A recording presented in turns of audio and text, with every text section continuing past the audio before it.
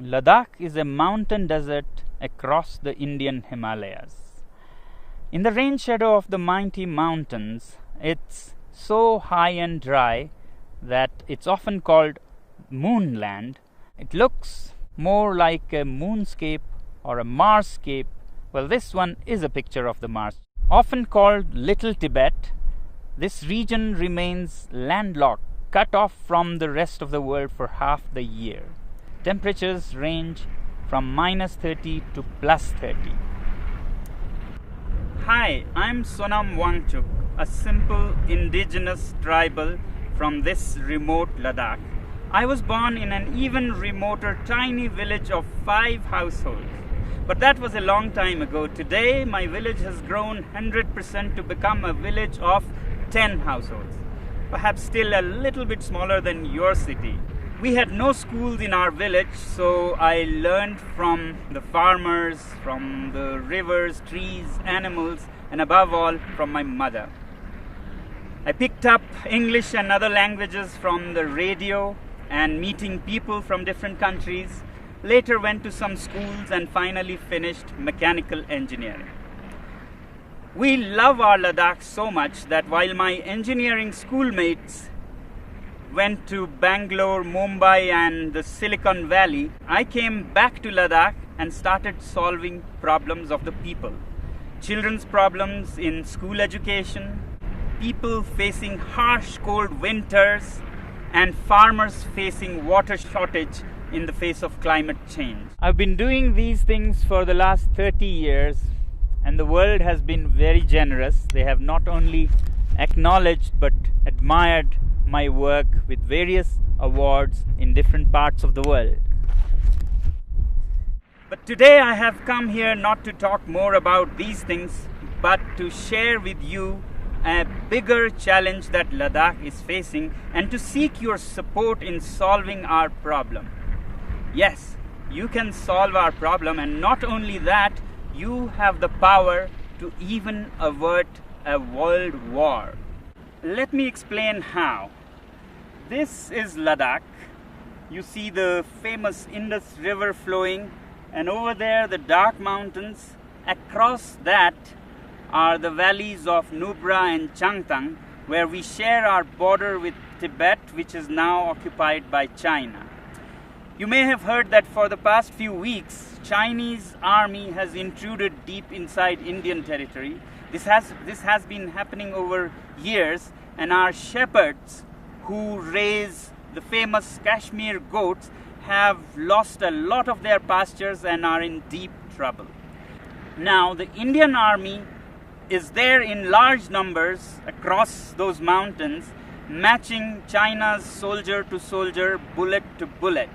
But I don't think that is a solution. Both these countries are nuclear powers. And push comes to shove, India doesn't need all of its 160 nuclear weapons to raise all Chinese cities, and vice versa. And that could soon escalate into a full-fledged world war, World War III. Therefore, I have come to seek your support in solving this. You, my friends, have the wallet power, which in this case can even diffuse a bullet war between different countries. Let me explain how. To understand your power, let's first understand what China is doing and why and when. Although China claims that Indian soldiers intruded into its territory, it could not be a coincidence that at the same time, in the months of April and May, Vietnamese decide to bother China. Taiwan and the US Navy also decide to bother China. And the timing is important. This is the time when the whole world is dealing with the pandemic. Who would even think of border disputes? But one country has serious reasons to do that, and that is China. China, being a totalitarian regime, fears not so much the bullet power of India or the US. What it fears most is its own people. The 1.4 billion people that work like bonded laborers without many rights and enrich this regime, when they are angry, there's a situation for an uprising, a revolt. And today, after the COVID pandemic, people in China are furious with their government for how they handled the pandemic. Chinese businesses are shut, factories are shut, unemployment reaches 20%. And it's time for an uprising. And that's when China picks up fights with several of its neighbors to divert the attention of angry citizens from the economy to nationalism. And this is not the first time China is doing this. From 1958 to 62, during the worst Great Chinese Famine, when people in China were very, very upset, Mao decided to invade India. And now Xi is doing the same thing again. Well, this is the simple analysis of my simple tribal mind. If this be the case, then we, the citizens of the world, should use our wallet judiciously and hit China where it hurts most, the economy. If enough people around the world decide that we will no longer buy Chinese goods and sponsor this regime, then that will see their worst nightmares coming true. And I think this is the only way we can bring the Chinese regime on the discussion table for peace dialogues. We must always clearly remember that when we say China, it's the regime and not the civilization, not the people. In fact, the Chinese people are themselves the greatest victim in this. And that's why, my friends, I've come to seek your support.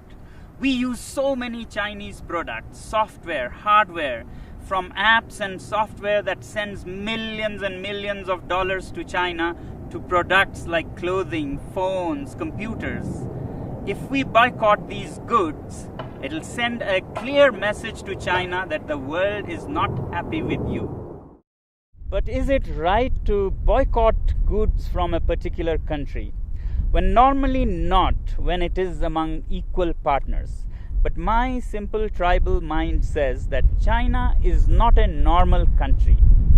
If the world was a club of peaceful sheep, China is a wolf in sheep's clothing. It doesn't respect the rules of the game. It's a totalitarian regime run by a clique. It's not representative of its people. In fact, its people are just an instrument for its expansionist ambitions. It doesn't respect international customs or bodies like the WHO, and we saw because of its behavior how the COVID spread so much and caused so much suffering. Yet, we, the people of the world, also have double standards. We overlook everything and just want trade with it. In 1947, China gobbled up Inner Mongolia. We were silent. We wanted trade. Later, Tibet, with its 6 million Tibetan Buddhists, were annexed. We were silent. We wanted trade. And then Xinjiang, with its 10 million Uyghur Muslims, were gobbled up. We were silent. We wanted trade. In fact, 60% of today's China is occupied territory. But we overlook that because we want trade. But the biggest victims of this regime are the 1.4 billion Chinese. They work like bonded laborers, have hardly any rights, and if they raise their voice, they disappear. China has already blocked and banned Twitter, Google, Facebook, and keeps its people from all the information of the free world. And now with the Belt and Roads Initiative, China is laying a debt trap around the world. Already, countries like Sri Lanka have lost their land as they couldn't pay the debts. Pakistan is soon becoming a colony of this kind. In Africa, Djibouti has already lost its land for China. Countries like Tonga have debts that amount to 44% of its GDP. After Asia and Africa, they're soon arriving in Europe, where assets are being built all over Central Asia and Europe with loans from Chinese companies and contracts given to Chinese companies with very high rates, and when you can't repay the loans, you lose your land. To my simple tribal mind, these belts and roads are the veins to suck the blood of the world, to send finished Chinese goods and to suck resources and money from around the world. But we overlook all these facts because we are addicted to cheap Chinese goods. We must also find out, why are these goods cheap in the first place? Can we ethically make cheap goods like this? Well, they are cheap because the labor is low paid, labor laws are hardly there, and natural resources are plundered like there is no tomorrow. State subsidizes utilities to artificially lower their prices, and they manipulate currencies in their favor. So it's time that we, citizens of the world, take our wallets into our hands and say we have personal economic sanctions on this regime. And yet in the free world, we have the double standards to say that if our own country has environmental and human rights restrictions, we move our factories to China. Well, aren't Chinese people human beings with human rights? Isn't nature in China a part of this planet? Now, some people would ask, is it practical? How can we manage without Chinese goods? And what are the alternatives? Well, if we are determined and give enough time to businesses and industry, things will adapt themselves. So that's why I say boycott made in China, software in a week, hardware in a year. So your software apps like TikTok, Hello that you have on your mobile phones, you can immediately uninstall and uninstall in millions so that China gets a message. As for hardware like phones, computers, clothing, we take a year and slowly choose products sourced out of the free world. And my simple tribal analysis says that if you give time and clear determination, then businesses will adapt. A new ecosystem will develop where there'll be enough goods to cater to people who don't want to buy Chinese goods. Just like vegan people or Jain community, they don't eat certain things, they don't go hungry. Businesses adapt and they get what they want with time. As for replacements and alternatives to Chinese goods, I really don't think that we need an alternative for everything. We have been buried under cheap Chinese goods. We have made our houses into museums cluttered with cheap things that we don't even need. Why do we need 10 pairs of shoes? Why can't we do with 3 pairs of shoes made very nicely by local craftsmen? Why do we let these goods pollute our rivers, lakes? Can we learn to live simpler? These lockdowns have actually taught us that we can be happy with much less. So can we also think out of this box and talk about a simpler life with local products? If you want to learn more about how to live happily with simpler lives, please look up our movement, ilivesimply.org.